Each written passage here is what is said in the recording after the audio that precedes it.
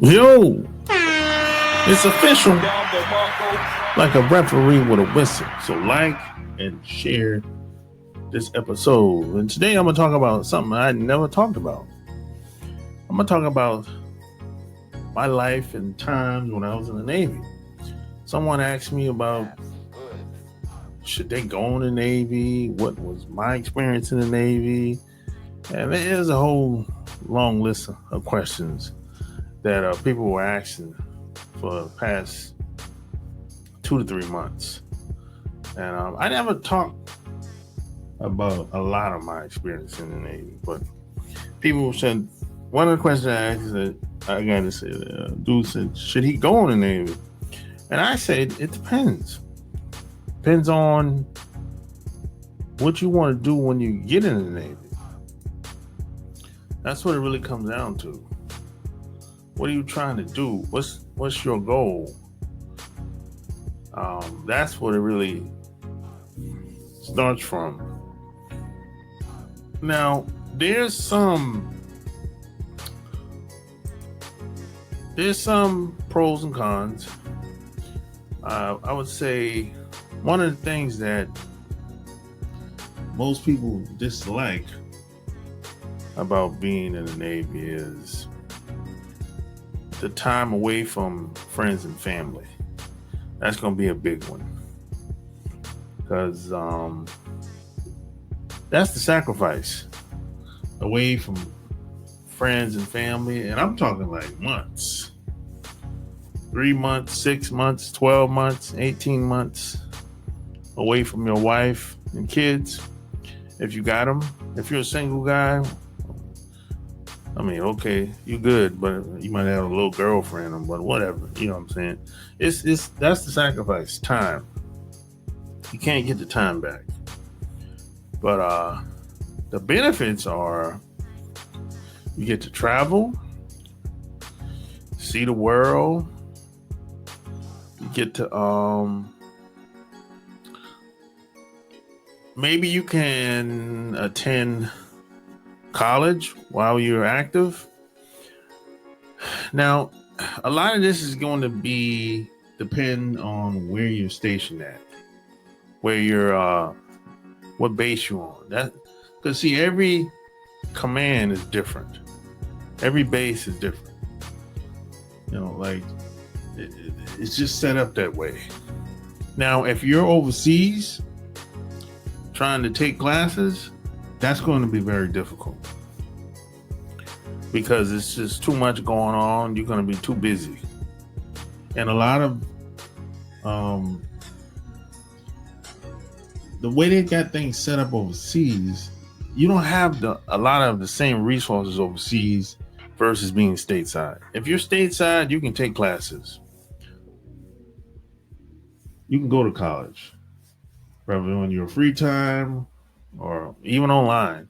But overseas, I've learned that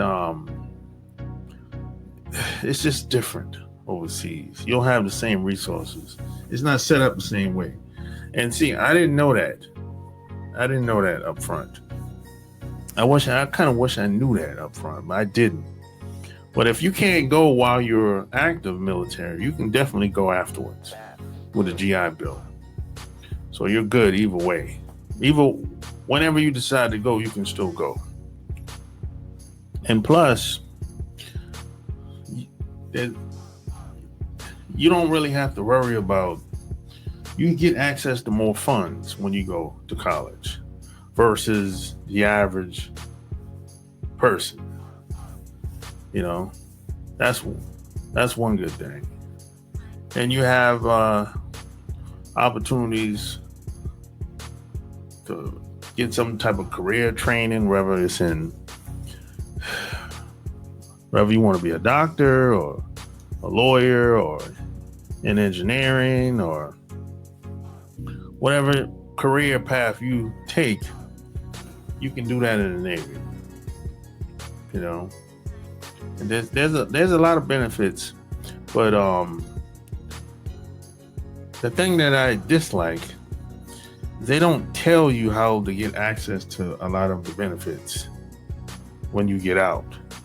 And even when you're in, they don't tell you how exactly to get it.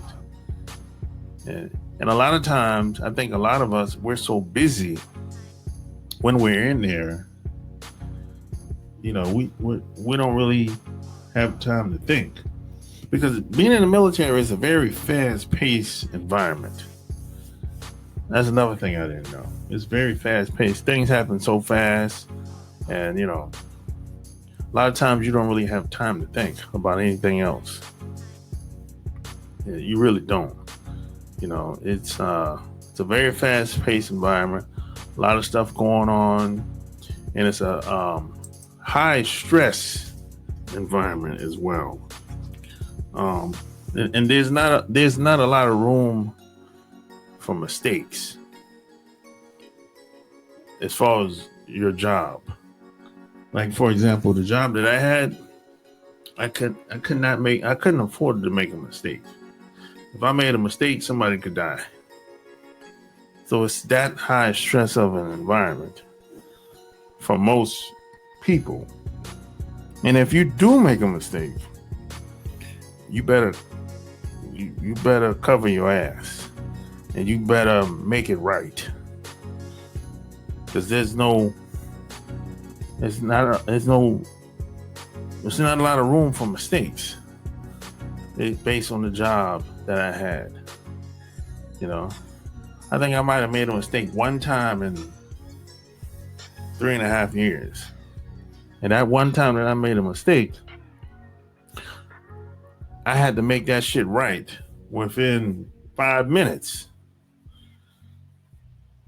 Because we would lose power. Because I worked in engineering. So it's that type of... And then, see, if you make a mistake, someone has to be accountable for that. And that would be me, because I was in charge. It wasn't anybody around at the time. It was just me.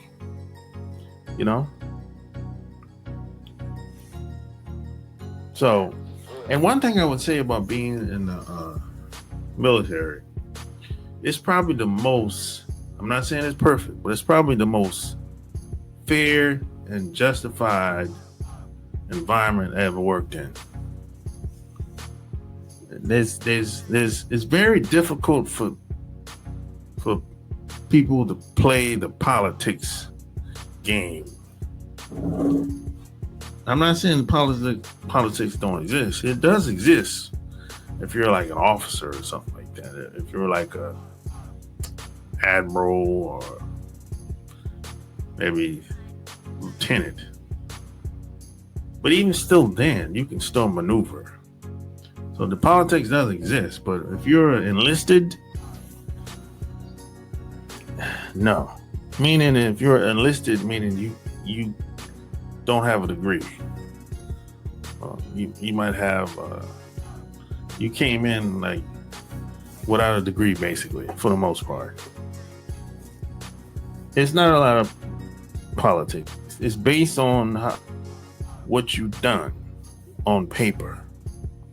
And see, it's very important to have everything on paper that you accomplish. See, you're not going to get that. These jobs out here, you're not going to get that. People throw your resume in the trash and shit. They'll try to change what's on paper, on file about you. That's that type of shit. Now, it's very difficult to do that, being in the Navy. Because you have a copy of your paperwork and they have a copy of it too. So it's like, you can pull out your stuff. Hey, I got my files right here. So it's really difficult to do that. Plus, you have a chain of command. So one person doesn't dictate your fate, doesn't dictate what happens to you. If you felt like you was mistreated, you can take it to the next person above that person that you felt that mistreated you or they made a bad decision or whatever. And if you don't like it, you can take it to the next person and the next person. It's a chain of command. See, these jobs out here, one person, the manager, say, hey, you fired. And it's like you don't have nobody to really talk to.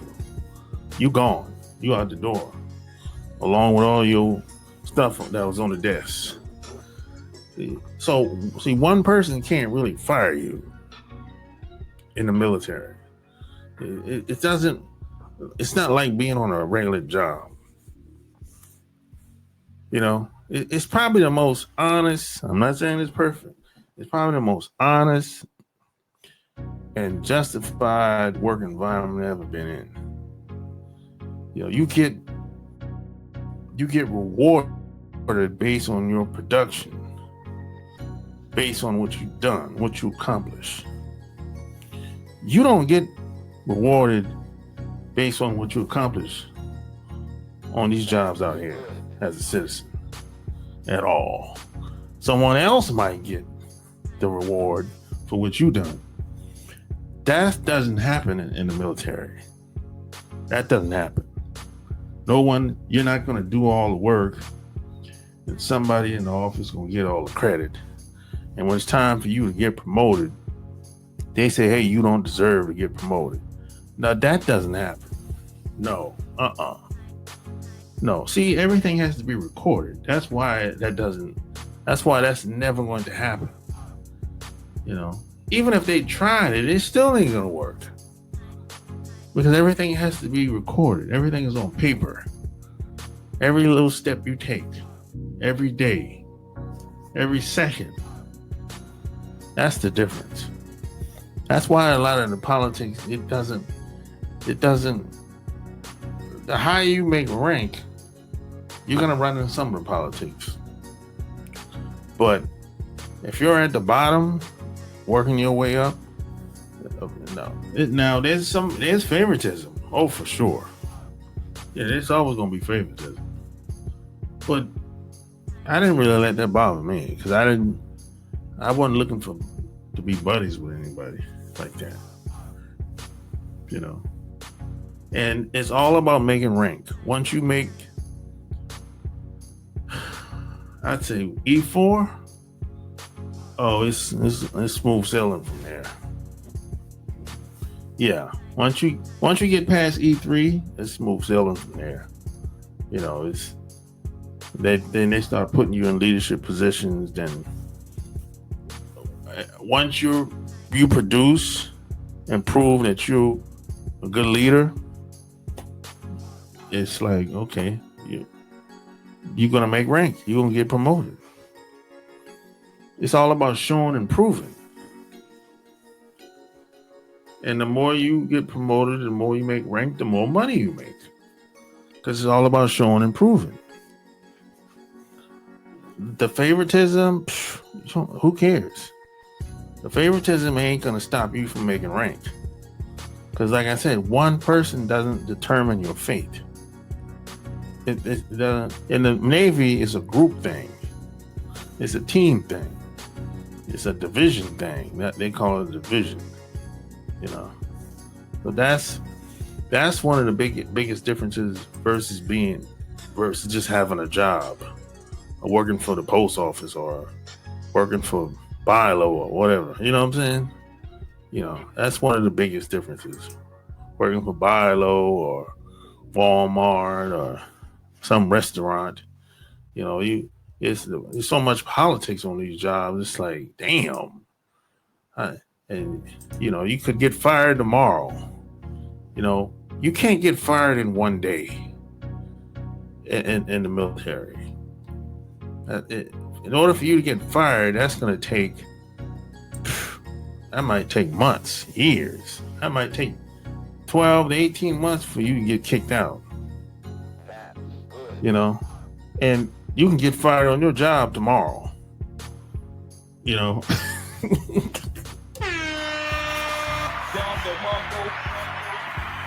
Yeah, that's the biggest, and people will, that's one of the biggest differences. It take one woman to lie on you tomorrow at your job, you gone. If that happens in the military, they'll do an investigation. If that happens on your job tomorrow, they'll in most cases, they'll take the woman's side. If some woman make a claim, oh, he sexually assaulted me, they'll automatically take the woman's side. 99% of the people at your job, because they're biased, right? They don't do that in the military. Someone will conduct an investigation and find out what really happened, if anything happened, right? But see, on these jobs, they'll just get rid of you because you're, they'll be like, hey, we have to, you're collateral damage. You're, we got to get rid of it. We got to fix this. Somebody has to go. And the person that they let go is usually not the problem. The person that was the problem is still working there. The person that lied is still on the job. See, this type of stuff you don't have to really worry about. And another thing I respect about being in the Navy is they tell the truth. They don't lie. If they say, hey, we took this motherfucker over in 1942, you can read all about it. They got all the details. It ain't lying. You're not gonna get that. You can even go to the Library of Congress and find out everything you wanted about your town, your city, wherever you came from. You're not gonna get that out here. Out here, and especially on the internet today, it's all lies. 80% is all lies. People just lying their ass off. Being in the Navy is closest to one of the honest environments I've ever been in. And people are very everybody don't like each other. You don't have to like each other. It doesn't matter. But it's like kind of like a brotherhood. It's kind of like we have a camaraderie amongst each other. It's a respect thing. Everybody don't like each other. We know that. We understand that. But this is why when another veteran sees another veteran, there's a certain level of respect there. It's a certain level of respect there amongst us, regardless of how old he or she is, regardless. It don't even matter, regardless of where they're from, how they grew up. But we know that, hey, you did your time just like I did my time. So that's, we knew that shit went easy. Because if it was easy, everybody would be doing it. So that's where the mutual respect comes in at. And of course, no, everybody didn't like each other. No. We understand that. But when it's time to get the job done, it's time to get the job done. And that's it. And everybody have different reasons for why they went in. Some stayed in for 20 plus years. Some stayed in for 2 years. Some stayed in for 4 years. But when it's time to get to work, it's time to get to work. When it's time to put in that work, it's time to put in that work. And when it's time to go home, it's time to go home. Now, here's some things that is good to know. When you're overseas, you get paid more versus being stateside. I knew that before I went in, but to what extent, I didn't. I think I'm stationed in Japan majority of my time. So I think I got an extra $400 just being in Japan. And when you go to like certain, I'm not gonna say war zone, but they call it hazard pay. If something's going on, maybe I think at the time, I went to the Persian Gulf like twice, right? So at the time, that area was considered to be dangerous. They could just nothing happened, but they just considered it to be a high risk area, high alert area, right? So when you go to, I went there for 6 months, 2 different times on 2 different ships, and you get extra pay for that too. No tax. So there's, that's a bonus. Now when you're stateside, you just get regular pay, and that pay is low, in my opinion. That pay is low. Now it's all going to depend on your rank. And I give you an example. If you're E1, that pay gonna be low. You might get paid, because taxes are gonna kill you. So you get paid on the 1st and 15th every month. So that's every 2 weeks. The taxes gonna kill you, regardless of your rank. Taxes gonna kill you, man.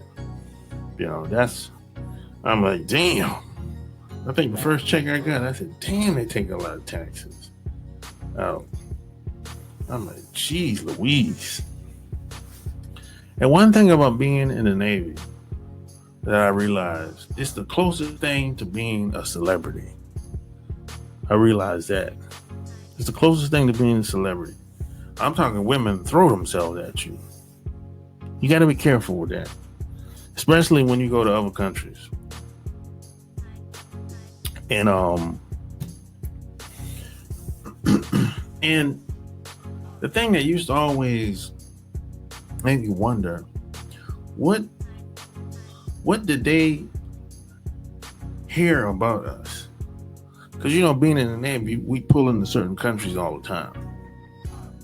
Because I always wondered, what do these women know, or what do they think they know about us? What makes us so attractive?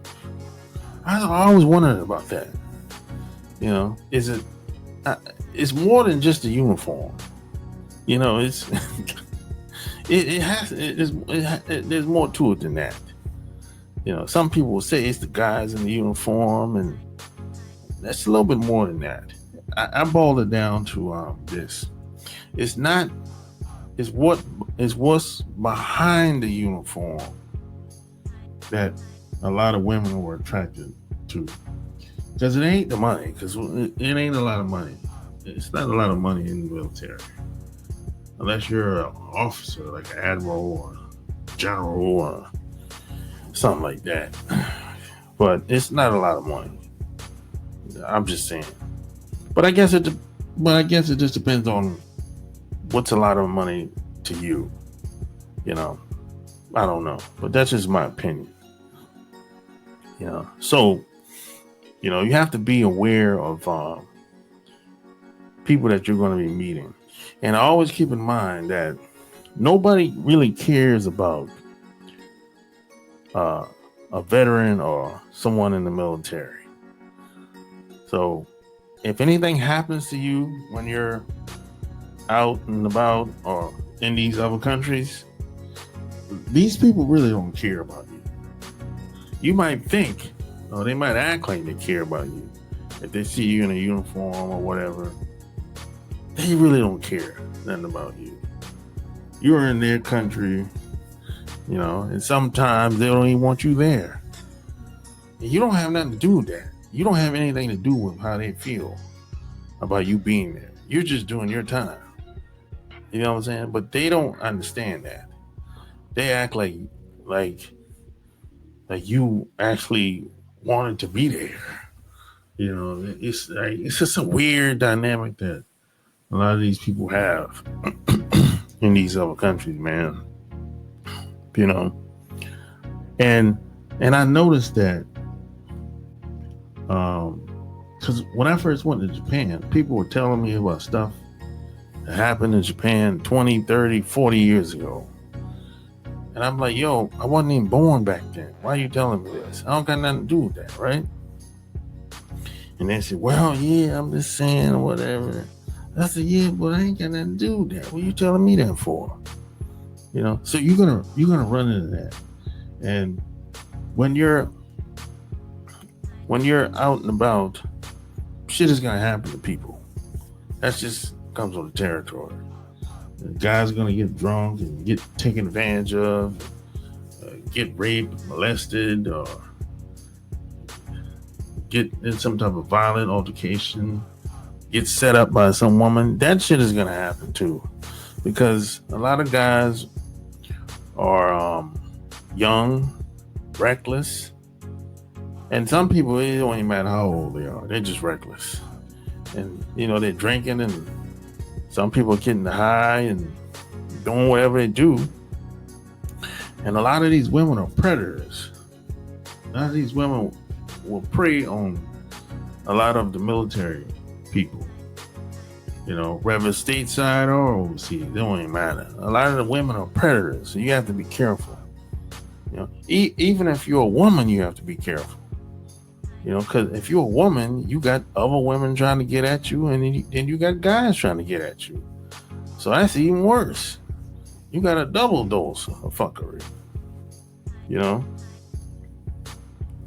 But one thing I realized, because I know a bunch of guys that shit happened with them.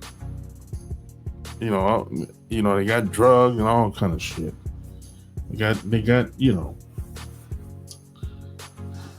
all kind of weird shit women did to a lot of these guys when they got drunk, and whatever. You know what I'm saying? But you don't hear about it though. You don't hear about how these guys got taken advantage of, how they got ripped off, how they got robbed, how they got scammed. You don't hear nothing about it because a lot of guys are embarrassed about it. So the only time you might hear about it is when they come back stateside years later. Will go by, and they might talk to some psychologist or some shit like that, and then that's when they'll probably talk about it. But I noticed that if one incident happens with anybody in any of these places, boy, you're gonna hear about this shit. It's gonna make headline news, and this same story, they're gonna blow that shit up, and that shit is going. You might be hearing about that shit for 20, 30, 40 years. That's what usually happens. They blow it up, right? But you might have 50, 60 dudes, men and women, that got violated in some type of way in the past 5 years, and nobody talks about it. And that's when I realized that, these people don't really care about us being over here. They just act like it, And I've learned that this is quite common, because I've talked to other people that were on other bases, other commands, and they basically said the same thing I was saying. They don't really care. They look at us like a come up, kind of, and some of these people get off violating us, being that we're in the military, because you got to think about it. Some of these guys are young. I'm like, at the time, I'm one of the oldest guys that I was around, and I'm rolling with a crew of 5 guys at all times, and I'm like 21, and most of the guys I'm around, they're 18, 19 years old. I'm like one of the oldest guys at the time, and I was basically the guy that was making sure that everybody was straight, because everybody else, they hard drinkers, I used to drink too, but I wasn't drinking like them, because there's a lot of drinking, there's a lot of getting high, and there's a lot of that stuff. That stuff is everywhere. The drugs is everywhere in these countries. It's not, you can't get away from the damn drugs in these countries. It's wide open in these damn places. So I think that pretty much comes along with it. The profession. It comes with some people. You know how some people say it comes with the territory. That comes along with it. Because like I said, it's already a high stress environment already, right? And you have people that's on a ship for 3 months, 6 months, and they might not the ship might not pull in for, man, could be 30 days, 60 days, or 90 days, just depends. And you most of the time being on the ship, you're overworked. Most people are overworked because you work a lot of hours. Me, I was working 4 hours on and 8 hours off.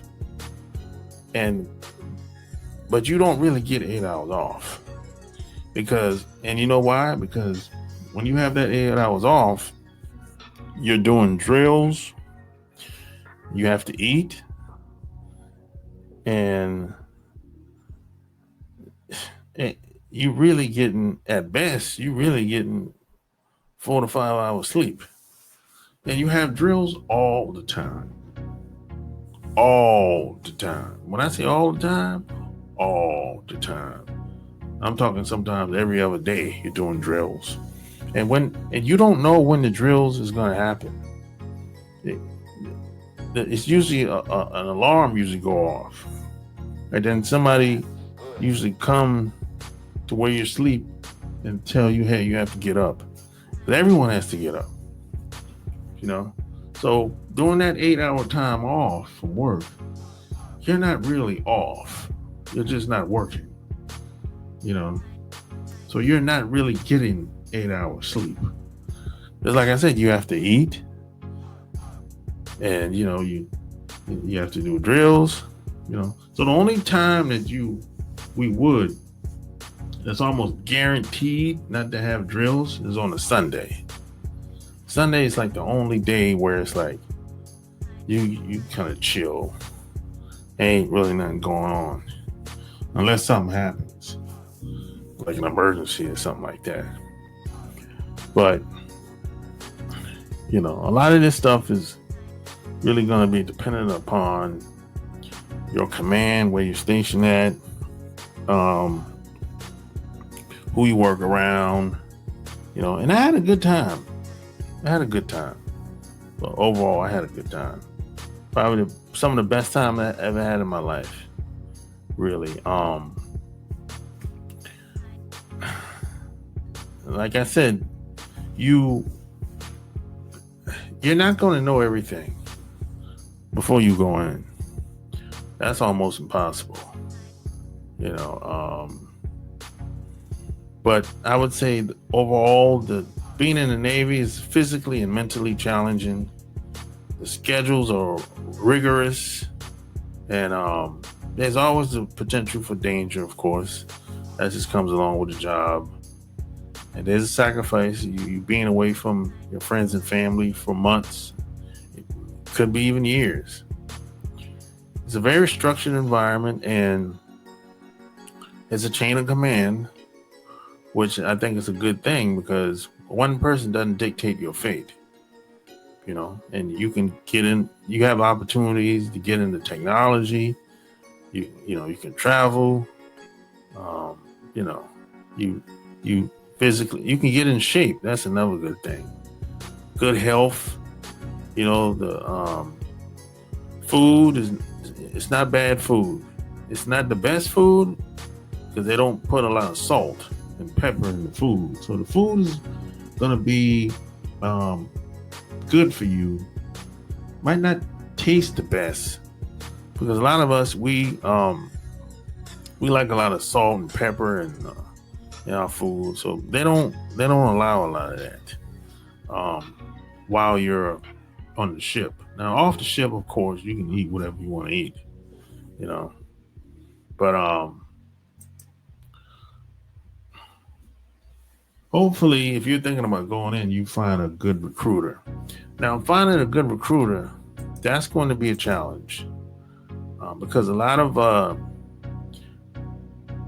I found a lot of recruiters aren't honest about a lot of things because they have this philosophy of what you don't ask, they don't tell. That's their philosophy. A lot of these, not only Navy recruiters, the other recruiters too, Army and Air Force, they're the same. If you don't ask, they don't tell. That's their philosophy, you know. But that's why I'm doing this video, and I'm not the only person doing a video that's used to be in the Navy and that are in the Navy. There's some people that have videos online. They're active Navy right now as we speak. It wasn't like that when I was in the Navy. It wasn't nobody had a YouTube channel when I was in the Navy because it wasn't available. YouTube wasn't around.